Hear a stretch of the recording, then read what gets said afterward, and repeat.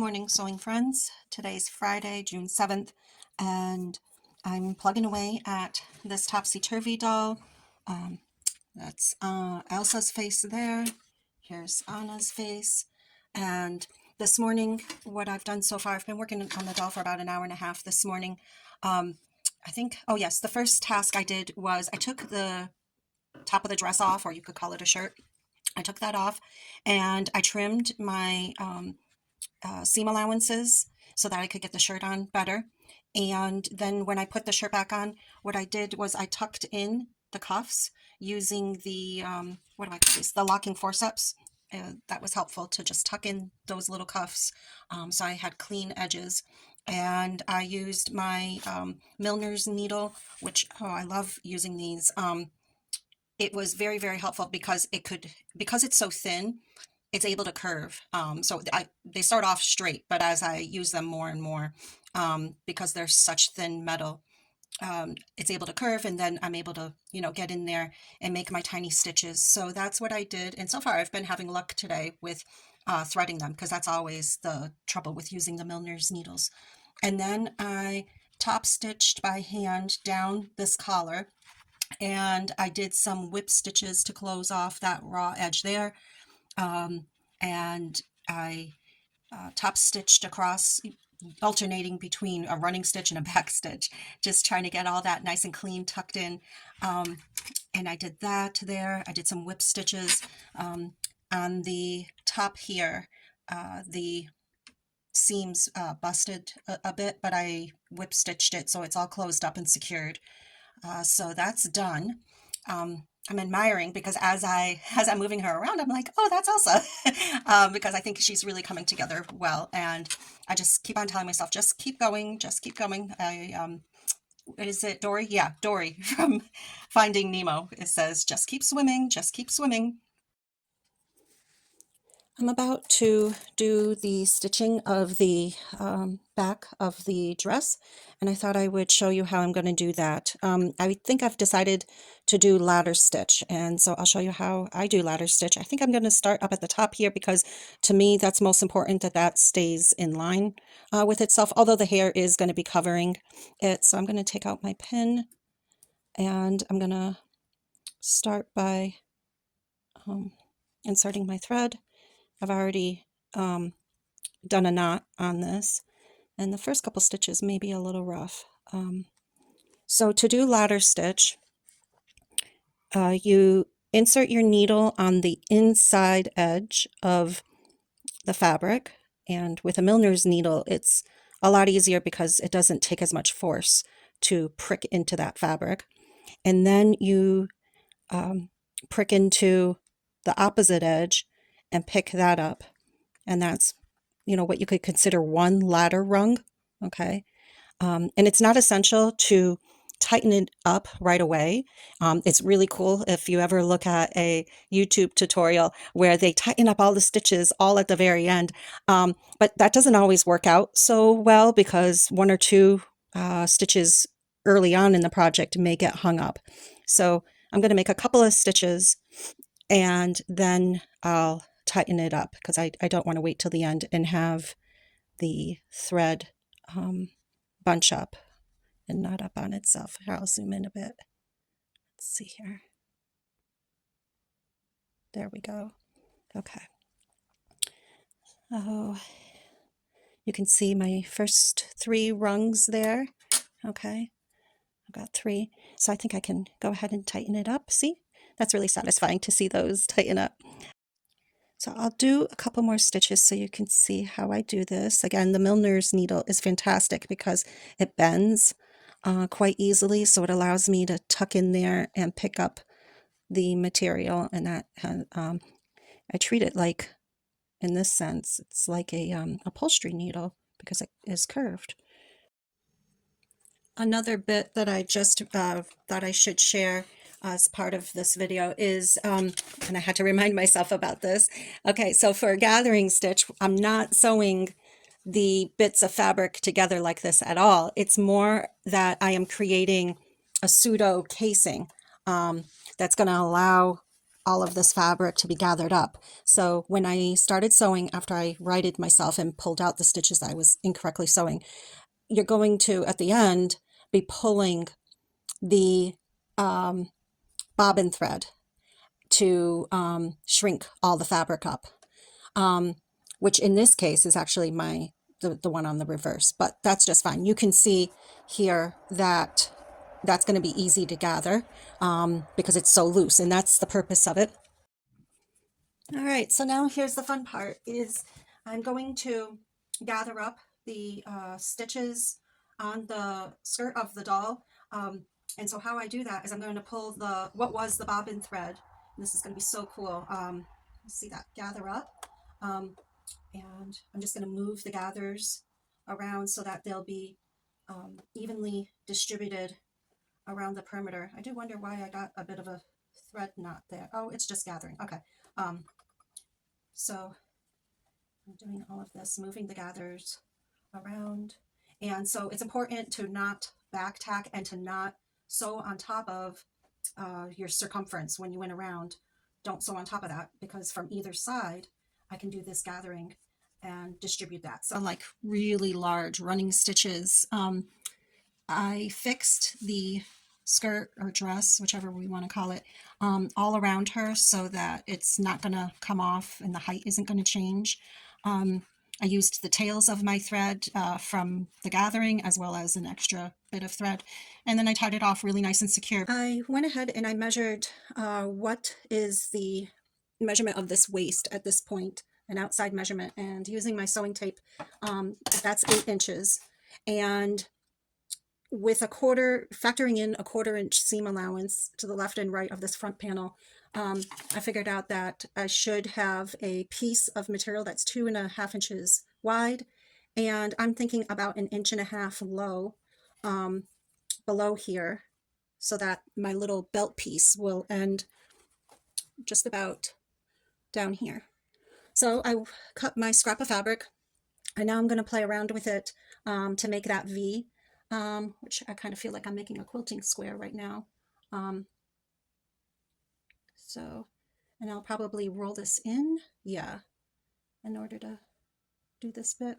I don't know how I want to do this, but it reminds me of when I've made quilt squares with triangles. Yeah, I think I'll do something like this to fold it in. And how I'm going to fix it to the skirt is I'll top stitch it. I'll stick that into the sewing machine and sew this bit on.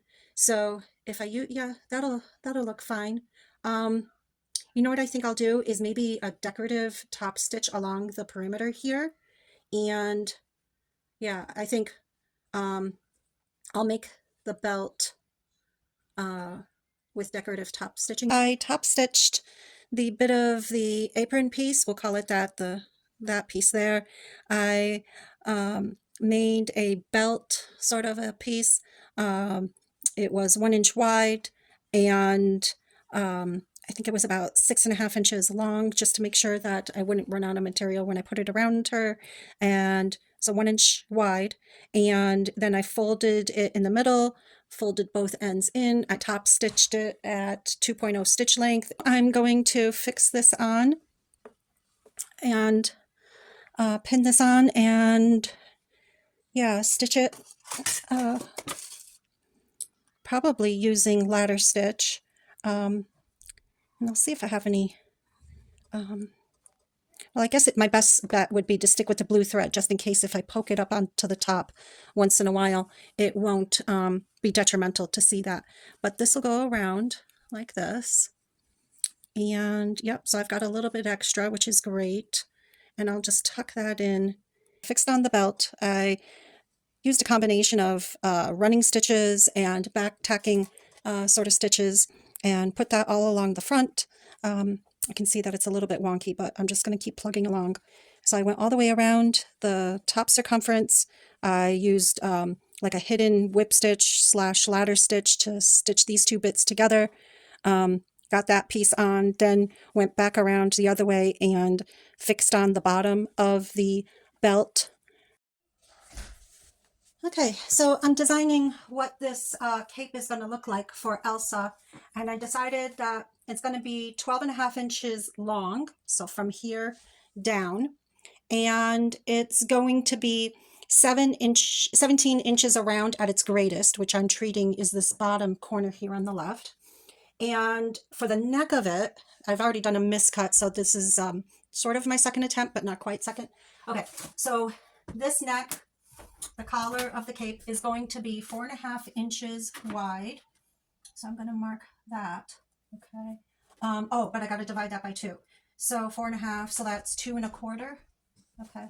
So I folded my 17 inches around. I folded that in on itself. And so 2.25 is my 4.5 neckline. Then I decided for her chest, I wanted 6.5 inches around the middle, so that's 3.25. So from here, oh, and 2 inches, I want a 2-inch space there. This reminds me of when I designed that gusset for a friend.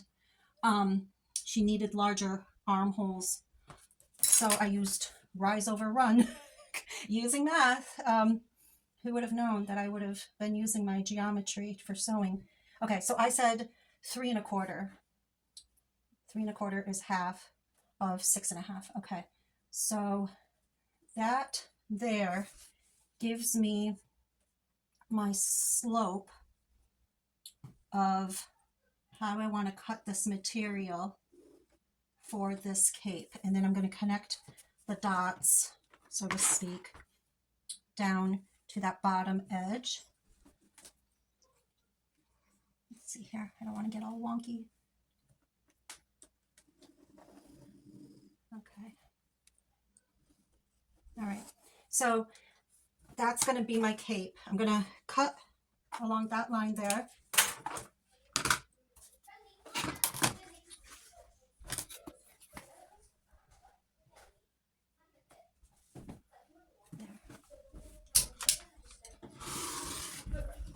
Okay, so that's the neckline and the base of my cape right there. And now I'm going to hem it in. This is how it looks with those measurements that I mentioned earlier. I did a rolled seam on the 3 sides of this. This seam is going to get sewn to Anna's dress, so that's why it's still a raw seam and not finished. And so this is all done. I'm going to procrastinate longer on sewing that down because I really have to start on Anna. And I've got schoolwork to correct for my kids, so my kids are quite happy that I'm preoccupied with this.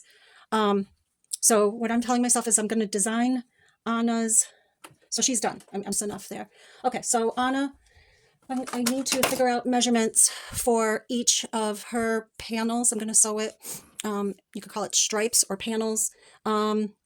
Because they are all going to be the same width, we can call them stripes. And then it's all going to be gathered. And then I think I'm going to be facing with her the same issue or, situation of making that V. So yep, I'm going to start on this right now, designing that. What I did was I made this, you can call it a skirt. It's just about a skirt at this point. There's 6 panels or stripes of each of these. So 6 of the light green, 6 of the dark green. They're all equal length. I stitched them all together. Now my idea is to make 1 inch wide and 1 inch long diamonds and apply them to the skirt, because on a skirt, let's see if I can, yeah, and they're all at the same height. So I'm going to see how that works out. And I'll grab the pink material. Okay, right here. And there's a nice shine to it. It's hard for me to believe that it may actually be quilting cotton, but it was in a fat quarter bundle. Marcus Fabrics, something diamonds. What I've done is I created my own little paper template here. This is 1 inch across and 1.75 or 1 3/4 inches high. So that's my diamond template. And then the next thing I did was I traced that out onto this piece of cardstock, and I drew, after tracing it out, I don't know if you can still faintly see, I can still see it, the pencil line So I traced it, and then using my seam gauge, I drew a 1/4 inch line all the way around. That's my seam allowance. So I'm going to make a bunch of these. I'm going to do is I'm going to put 3 of these diamonds on each panel, and I've got 6 panels, so that would be 18. So that's not bad. Making 18 of this is my cutting template, how big the material needs to be when I go to cut it out. And then when I fold the material over onto my, let's call this my English paper piecing piece, I'm going to fold it over itself onto here. Right, so I've cut out my 18 bits of paper here. Those are my, let's call them folding around templates, English paper piecing templates. And I've cut out my first bit of fabric just as a test, because I've got more of this blue fabric than the pink. So I cut it out using that cutting template. And now what I'm going to do is using this, it's a fabric, what is called a fabric glue pen. Okay, I take one of these little diamonds, just one of them, and I'm going to carefully apply the glue along here and then fold it in. Okay, and I'm going to do it on the next edge, so folding this in and along here. Okay, I'm trying to do it crisply because the subsequent steps rely upon this being done very nicely. So like this. All right, nice and crisp here. Okay, I really want to wedge that down. I think this is going to be the favorite step of this whole dressmaking, doll making process, is going to be what I'm going to be doing now, of taking these 18 bits of fabric and English paper piecing each one of them, you know, using the little pen and not having to sit in front of the sewing machine. I can go outside and, you know, glue down each little bit of fabric. I've folded over each of these pieces of fabric. I used the glue pen here and folded them each over. Then I ironed them, so now they're pressed. And I also pressed this skirt fabric, and I'm not sure if you can see from your angle, but I'll lift this up.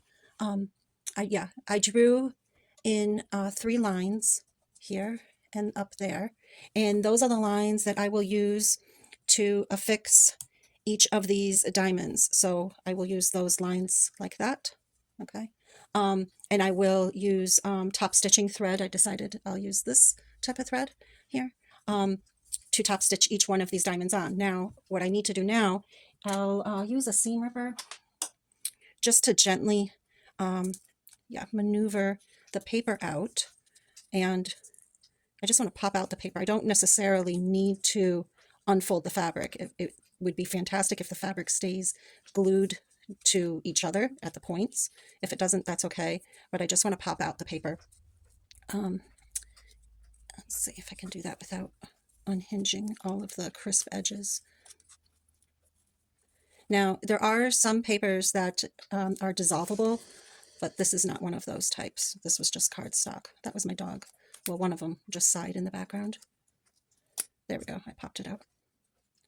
I've done it. I've taken the paper out of each of these diamonds, and I've pinned them all on, all 18. So it's past 8 o'clock now, but I'm just going to keep on going and stitch all these down and see how far I can push myself to continue getting this done, because it's Friday night, and I know tomorrow getting that hair done, I want that to go well. So